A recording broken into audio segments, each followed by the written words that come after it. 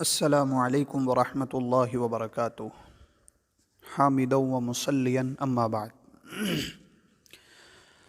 عزیز طلبہ، اللہ رب العالمین کے فضل و کرم سے ہماری یہ عقیدے کی کتاب التوحید شروع ہونے جا رہی ہے۔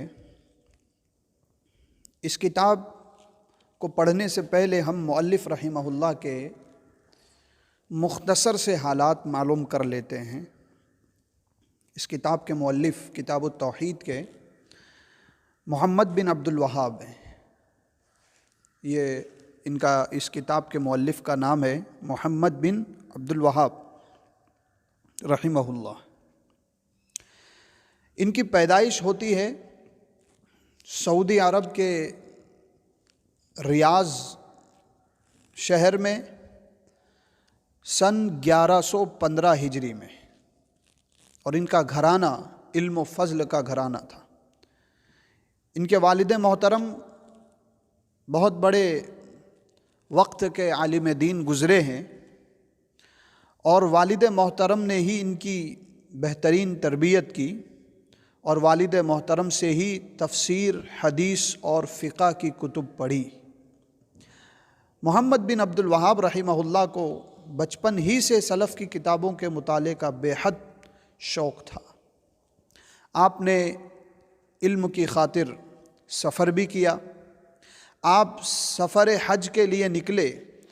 یہ فریضہ ادا کرنے کے بعد آپ مدینہ منورہ تشریف لے گئے اور وہاں کے مشائخ سے تعلیم حاصل کی، جن میں سے آپ کے جو مشہور اساتذہ ہیں وہ شیخ عبداللہ بن یوسف نجدی ہے، شیخ عبداللہ بن ابراہیم ہے، شیخ محمد حیات ہے، شیخ آفندی ہے، شیخ اسماعیل ہے۔ یہ سارے آپ کے مشہور اساتذہ ہیں، اور اللہ رب العالمین کے فضل و کرم سے آپ بہت ہی زیادہ اخلاق کے حامل تھے۔ آپ کا مزاج بھی نرم مزاج تھا، اور 10 سال کی عمر سے پہلے ہی آپ نے قرآن مجید حفظ کر لیا تھا۔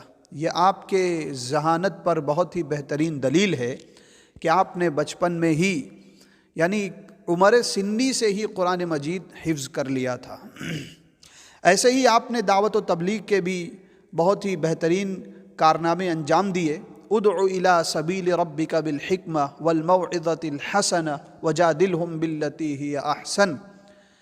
اس آیت میں جو اللہ رب العالمین نے فرمایا ہے، اور اللہ رب العالمین جو چاہتا ہے کہ دعوت حکمت کے ساتھ پھیلائی جائے، اسی حکمت کے تحت انہوں نے دعوت و تبلیغ کا بھی کام کیا ہے، اور قرآن اور سنت کی نشر و اشاعت میں انہوں نے بہت زیادہ قربانیاں بھی پیش کی ہیں۔ اس راستے میں اور دعوت و تبلیغ کے کام میں بہت ساری رکاوٹیں آئی، مخالفتیں ان کی گئی، لیکن انہوں نے بہت زیادہ قربانیاں دی، اور قرآن اور حدیث کی نشر و اشاعت میں لگے رہے، اور اسی کو اپنی زندگی کا مقصد وہ سمجھتے رہے۔ محمد بن عبد الوہاب رحمہ اللہ نے کتابیں لکھی ہیں، ان کی تصنیفات بھی ہے۔ انہوں نے سب سے پہلی جو کتاب لکھی ہے وہ یہی کتاب ہے، کتاب التوحید، جس کا تعارف کتاب التوحید، جس میں عقیدے کے تعلق سے مسائل بیان کیے گئے، اور یہی کتاب جو ہم اور آپ پڑھ رہے ہیں، یہ کتاب التوحید ان کی لکھی ہوئی کتاب ہے۔ اور ایسے ہی ایک کتاب ہے کتاب الشبہات، یعنی یہ کتاب التوحید کا تتمہ ہے۔ کتاب الشبہات کتاب التوحید کا تتمہ ہے، اور یہ کتاب الشبہات بھی محمد بن عبد الوہاب رحمہ اللہ کی تصانیف میں سے ہے، جس کتاب میں مخالفین کے شبہات کا مدلل جواب دیا گیا۔ کتاب الشبہات کے اندر مخالفین کے سوال کا یا ان کی مخالفت کا مدلل جواب دیا گیا ہے، اور ان 2 کتابوں کے بعد بھی محمد بن عبد الوہاب رحمہ اللہ نے اپنی کتابوں کو لکھنا جاری رکھا۔ اس کے بعد انہوں نے ایک کتاب لکھی اصول الثلاثہ و ادلتھا۔ اس کتاب کے اندر 3 اہم اصول بیان کیے گئے: معرفت الرب، معرفت الدین اور معرفت النبی۔ اور آپ جانتے ہیں یہ تینوں سوالات ہیں جو قبر میں کیے جائیں گے۔ قبر میں یہ تینوں سوالات کیے جائیں گے، اس کا صحیح جواب کیا ہوگا عقیدے کے مطابق، اس کی ساری تشریح اور تفسیر اس کتاب کے اندر محمد بن عبد الوہاب رحمہ اللہ نے اپنی جد و جہد اور اپنے علم کے اعتبار سے لکھی۔ تو یہ ان کی تصنیفات رہی ہے، اور ایسے ہی ان کے وجود سے سماج کو، معاشرے کو اور شہر والوں کو بہت زیادہ فائدہ ہوا۔ ان کی جو شخصیت تھی، ان شخصیت نے لوگوں کو بہت زیادہ فائدہ پہنچایا۔ یہ مختصر سا سوانح حیات آپ کے سامنے پیش کیا۔ اب ایسے ہی ان کی تاریخ وفات دیکھ لیتے ہیں کہ آپ نے یعنی محمد بن عبد الوہاب رحمہ اللہ نے آخر وقت تک دعوت و تبلیغ کا کام انجام دیا اور اسی کام میں منہمک رہے، اور پھر اسی طرح سے ان کی زندگی کا آخری وقت آ جاتا ہے۔ سن 1206 ہجری اور ذی القعدہ کا مہینہ، اس مہینے میں سن 1206 ہجری میں دنیا سے رخصت ہو جاتے ہیں، یعنی آپ کی وفات ہو جاتی ہے۔ تو یہ مختصر سا سوانح حیات جو کہ میں نے آپ کے سامنے پیش کیا ہے، آپ اس سوانح حیات کو لکھیں اور یاد بھی کریں۔ ان کا نام ہے، تاریخ پیدائش ہے، تاریخ وفات ہے، اور ان کے مشہور اساتذہ ہے، اور ان کی تصنیفات جو آپ کو بتائی گئی، یہ سب آپ جو ہے اپنے ذہن میں بھی بٹھا لیں، ذہن نشین کر لیں۔ عزیز طلبہ، تو آئیے اب ہم کتاب کی شروعات کرتے ہیں بحمد اللہ۔ کتاب التوحید۔ کتاب التوحید میں جو پہلا لفظ ہے کتاب، کتاب کتب یکتب کتاباً و کتابتاً، کتابت بالقلم۔ کتاب کو کتاب کیوں کہا جاتا ہے، یہ آپ کو گزشتہ سال بلوغ المرام کی تشریحات میں آپ کو بتایا گیا تھا کہ باب کیا ہے، کتاب کیا ہے، اس کی جو بھی صورت بنتی ہے وہ آپ کو بتا دی گئی تھی۔ کتاب کو کتاب اسی بنا پر کہا جاتا ہے کہ جو چیز بیان کی گئی ہے وہ اس میں جمع کر دی جاتی ہے۔ اب کتاب التوحید، لفظ توحید جو ہے یہ وحد یوحد سے مشتق ہے۔ توحید کی 3 قسمیں ہیں جو ہم اور آپ جانتے ہیں کہ توحید ربوبیت، توحید الوہیت اور توحید اسماء و صفات۔ یہ توحید کی 3 قسمیں ہیں، اور علامہ ابن قیم رحمہ اللہ فرماتے ہیں کہ انہی توحید کی طرف دعوت دینے کے لیے اللہ رب العالمین نے انبیاء کرام کا سلسلہ جاری کیا تھا، اور انبیاء کرام نے انہی توحید کی جو ہے دعوت دی تھی لوگوں کو۔ اب اس کے بعد چلتے ہیں، قرآن مجید کی آیت کریمہ یہاں بیان کی گئی، وَقَوْلُ اللَّهِ تَعَالَى وَمَا خَلَقْتُ الْجِنَّ وَالْإِنسَ إِلَّا لِيَعْبُدُونَ۔ یہ سورہ ذاریات کی آیت ہے۔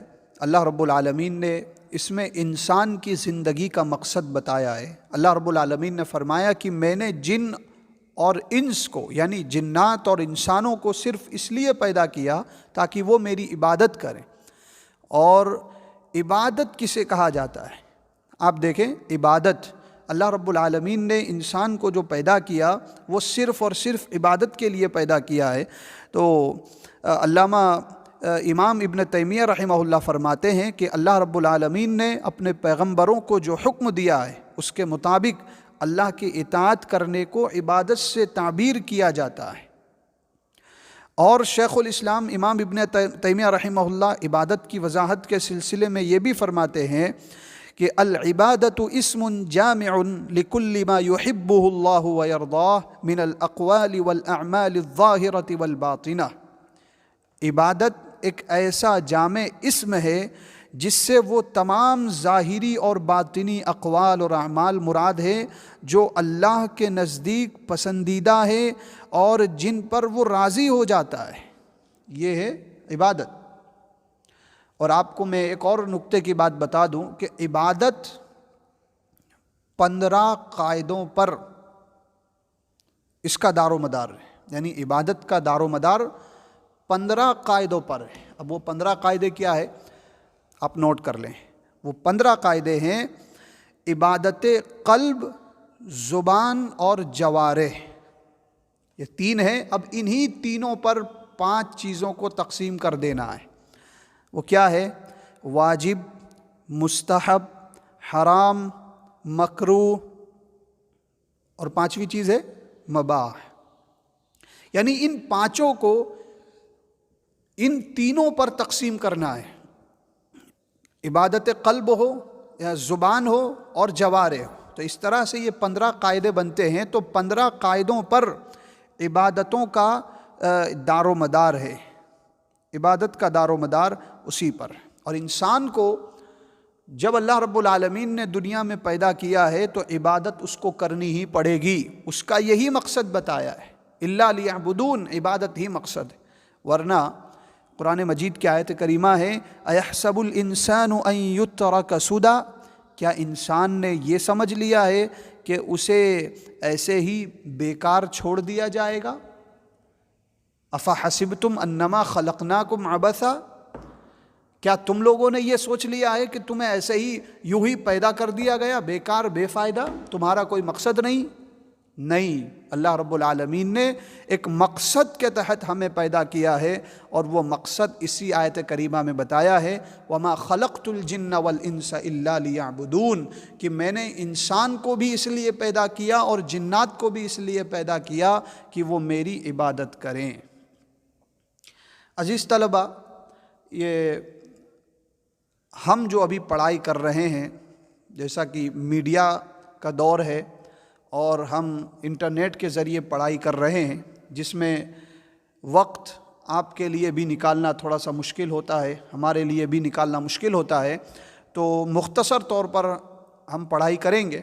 آج اللہ کے فضل و کرم سے ہم نے کتاب شروع کر دی ہے، اور اس کے بعد انشاءاللہ اللہ نے توفیق دی تو آگے اور پڑھائی کریں گے۔ آج کے لیے اتنا ہی آپ کو پڑھایا جاتا ہے۔ اللہ رب العالمین سے دعا کرتے ہیں رب العالمین ہمیں اس کتاب کو پڑھنے سمجھنے کی توفیق عطا فرمائے، آمین۔ والسلام علیکم ورحمۃ اللہ وبرکاتہ۔